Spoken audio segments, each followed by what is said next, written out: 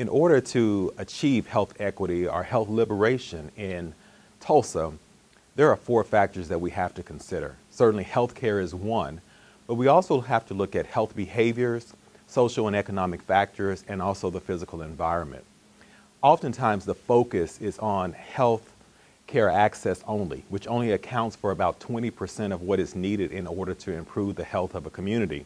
We don't focus on the larger context, which is 80% of what is needed in order to improve the health of our community.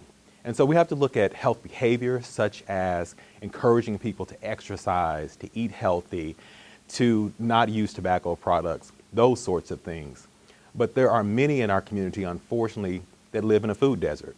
So when we encourage them to eat healthy and they don't have a grocery store in their own neighborhood, that oftentimes is a problem.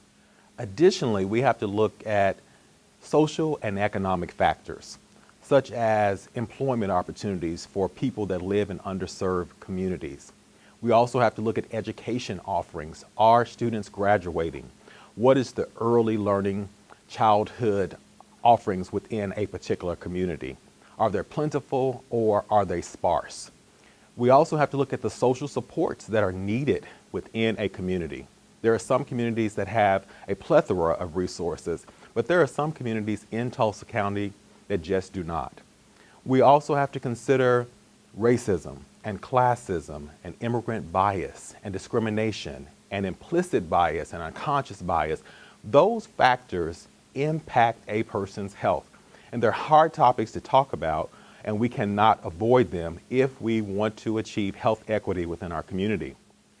And lastly, we have to look at physical environment. Are there adequate grocery stores in the community? Are there sidewalks that lead from neighborhoods to schools? Do individuals have parks that are well taken care of, well lit, that encourage physical activity?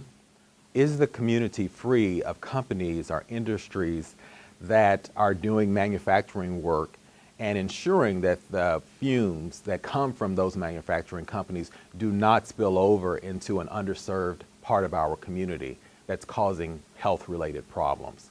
So those are things that we have to consider. Healthcare is certainly important, which accounts again for about 20% of what is needed to improve the health of a community. But 80% of what has to be done involves health behaviors, social and economic factors, and the physical environment.